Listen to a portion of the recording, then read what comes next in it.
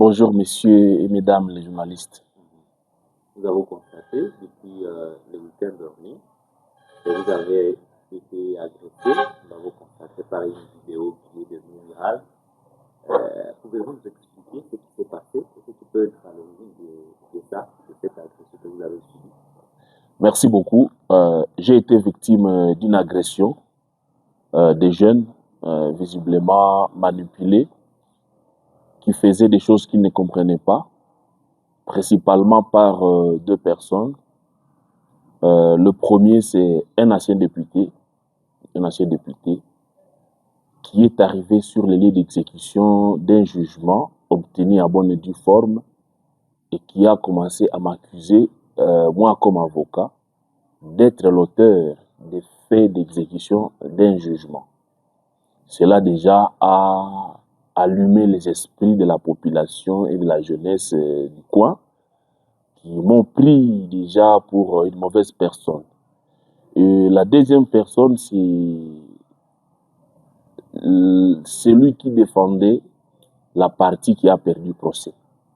Il a également fait croire à la population qu'un avocat pouvait empêcher l'exécution d'une décision de justice. C'est ainsi que les curés, me connaissant très bien, connaissant ma moralité, sachant que je suis quelqu'un qui défend les faibles, qui défend les vaincus, qui compatit avec tout le monde, il m'a appelé pour vouloir avoir ma version des faits.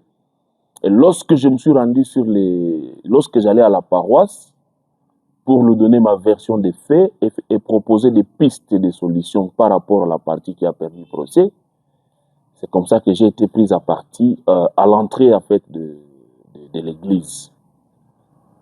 Voilà plus ou moins à peu de mots les cocktails, les ingrédients qui ont fait cette vidéo qui est devenue virale parce qu'à la base, il y a des populistes, il y a des mauvais perdants qui ne veulent pas assumer leur échec, qui ne veulent pas dire la vérité à leurs clients et qui retournent malheureusement pareille situation à l'avocat.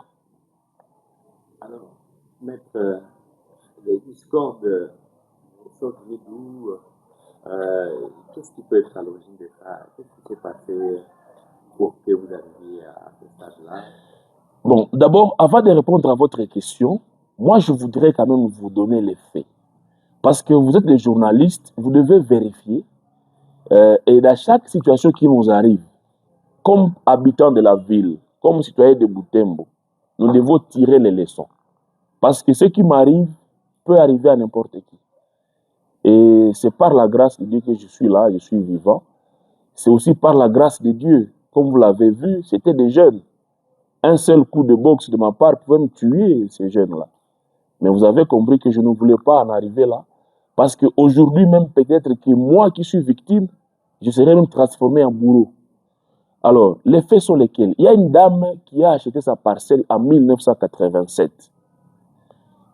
Et tout le monde autour d'elle a un seul vendeur. Parce que c'était une propriété d'une famille bien connue dans la ville de Butembo.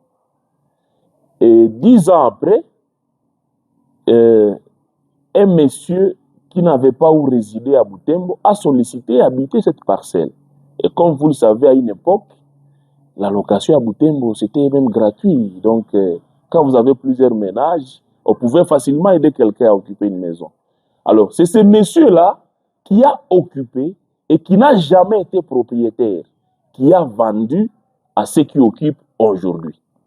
Alors, après avoir vendu la chose d'autrui, et lorsque la vraie propriété, cette dame-là, qui est aussi orpheline, parce que beaucoup ne faut que dire des orphelins, tout ça, mais même la dame qui a gagné le procès est également orpheline. Alors, lorsque cette vieille dame a trouvé que les gens voulaient mettre des documents sur sa parcelle, les certificats d'enregistrement, elle les a approchés. Le dossier a suivi tous les cours normaux jusqu'au niveau de la justice. Et lorsque la justice a compris effectivement que cette parcelle revenait de droit à la dame, la justice a ordonné que tous les documents qu'on avait fabriqués sur la parcelle soient annulés. La justice a ordonné que ceux qui occupent la parcelle doivent être déguerpis. Et comme ils avaient construit chez autrui une autre maison, cette maison devait être démolie. Ça, c'est une décision de justice que tout le monde doit respecter.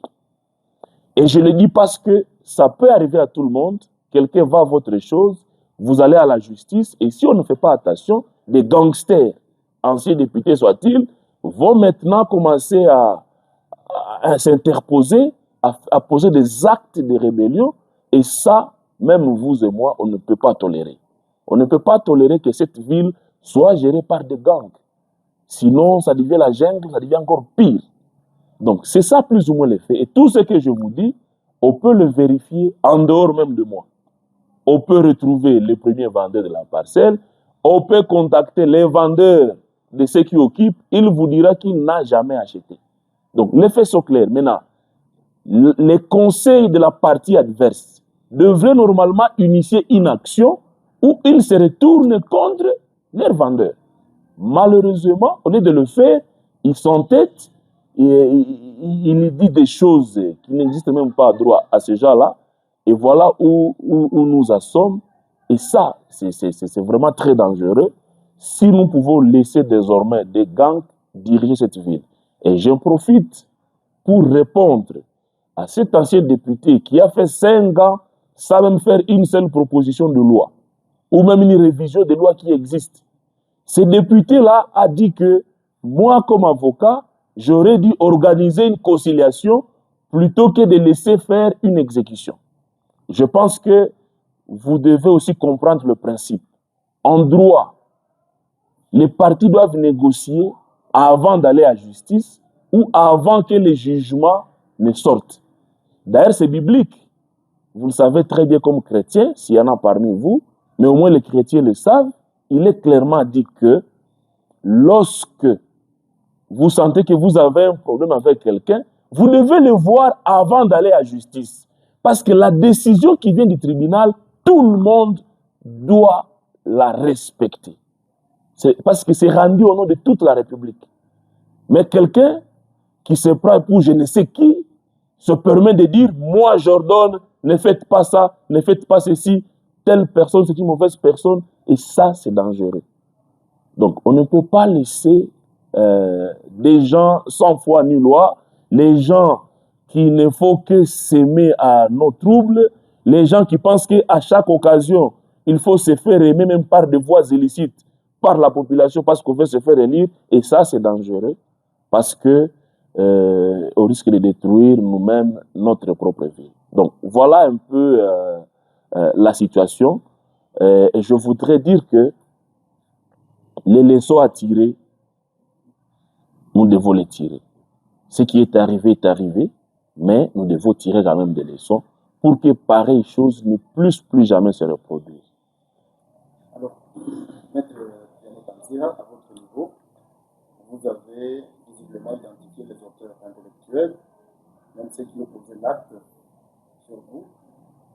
Il y a une action que vous avez menée en justice contre ces gens? Oui, en fait, je ne voudrais pas commenter ça parce que c'est interdit par notre déontologie des avocats de commenter des éventuelles actions. Mais tout ce que je peux vous dire est que les droits congolais autorisent ceux qui ont le pouvoir judiciaire de se saisir de certains faits qui ont troublé l'ordre public. Ce fait a troublé l'ordre public, même sans ma propre plainte. Le parquet, l'auditorat, la police peut se saisir des auteurs. Parce que comme vous l'avez vu, la vidéo elle est claire, on sait identifier Maître Kanzira, on sait identifier qui a fait quoi. Donc, à partir simplement de cette vidéo, une action publique peut être mise en mouvement, même en dehors de moi, même sans me présenter. Les auteurs, on peut seulement les confronter à cette vidéo. Donc, c'est comme ça que j'ai dit, personnellement, je ne voudrais pas commenter ce qu'il y a, ou ce qui a été fait, ou ce qui sera fait, parce que je devrais avoir une autorisation. Mais au moins, là, je suis autorisé à parler des dossiers déjà clôturés. Voilà. Visiblement, là, le fait s'est passé dans votre quartier. Oui, dans ma paroisse aussi. Est-ce qu'on peut dire que vous n'êtes pas bon en de se mettre avec certains gens-là? Non, moi je dirais simplement que, vous savez, la manipulation, c'est quelque chose qui est facile à faire. Donc, il est facile de manipuler des gens qui n'ont pas suffisamment un niveau intellectuel. Bon, vous, par exemple, comme journaliste, vous pouvez facilement analyser et comprendre. Et si vous voulez le faire sans parti pris, vous allez le faire. D'ailleurs, c'est la raison pour laquelle je suis là avec vous. Parce que ce que je vous dis, c'est comme allégation. Quand je vous dis, telle dame avait acheté à telle période, les voisins autour de la dame ont un seul vendeur. Même en dehors de moi, quelqu'un parmi vous, parce que je sais qu'il y en a qui font l'investigation, il peut descendre, se renseigner davantage et dire oui, Maître Kanzera dit vrai ou dit faux. Et moi, je vous dis qu'on peut vérifier en dehors de moi. Mais les dangers que nous courons, parce que moi, je ne parle pas pour moi. Je parle pour les autres qui ne sont pas encore victimes. Mais demain, si on ne fait pas attention, qui peuvent être victimes. Mettez-vous à la place de quelqu'un qui a gagné honnêtement un jugement et à qui on veut rétablir dans ce droit. Mais un gangster, il dit voilà, tu ne vas pas accéder à ta propre chose. Ce n'est pas possible. C'est comme ça que chacun doit condamner ça. Et c'est inacceptable. Et nous devons aussi comprendre que lorsque nous élisons des populistes, des gens qui cherchent à se faire aimer, même par des voies illicites, la population, ils sont dangereux. C'est comme ça qu'ils font 5 ans à Kinshasa, ils ne font rien à part vadrouiller, à part, je ne sais pas, faire du désordre. Il ne faut rien. Aucune proposition de loi, aucun contrôle parlementaire, juste se faire voir, se photographier, tout ça avec des tenues de parlementaires. Et ça, c'est très bas. Et de tels citoyens, leur place, c'est à prison. Donc, un citoyen de ce rang-là, ancien député, ça devient encore une circonstance aggravante. Parce que cette personne-là était mieux placée pour orienter la population. S'il y a des voies de recours à faire contre une décision, s'il y a des bons conseils à donner, c'était la personne la mieux indiquée. Malheureusement, elle a nagé dans un marais pliant de bassesse jusqu'à raconter des histoires contre un avocat. Il se comporte comme si c'est l'avocat qui rend les jugements. Il se comporte comme si c'est l'avocat qui exécute les jugements, ce qui est très faux, parce que aussi je pense que vous le savez très bien, l'avocat n'est pas un juge, l'avocat n'est pas un huissier de justice. L'avocat, c'est un serviteur de la justice. Même ces gens-là qui voulaient s'apprendre à moi, demain, ils auront besoin des avocats. Soyez sûrs, ils auront toujours besoin des avocats. Les avocats, ils accompagnent les parties, et ceux qui rendent les jugements, ce sont des juges. Ceux qui les exécutent, ce sont les huissiers de justice. Maintenant, qu'est-ce qu'un avocat a à faire dans une exécution d'une décision de justice? Qu'est-ce qu'un avocat a à faire dans un jugement? Parce qu'il y a même ceux qui ont tenté de dire que non, c'est un jugement acheté par les billets des banques. Tout ça, ce sont des imputations graves contre les magistrats. Je vais vous présenter les faits. Encore que, si vous estimez que le magistrat n'a pas dit le droit, selon ce que les textes, il peut aussi être jugé et ce jugement peut être annulé par des procédures qui existent. Donc, si j'ai tenu à vous parler, c'est parce que nous avons le devoir de construire notre société. Ce fait-là, ce n'est pas un fait à minimiser. Je l'ai dit à ceux qui m'écoutent et ceux qui ont la conscience du juste. Demain, vous allez gagner honnêtement une décision de justice. Mais si on ne fait pas attention, des gangsters vont s'opposer et c'est votre droit qui sera piétiné par des hors-la-loi.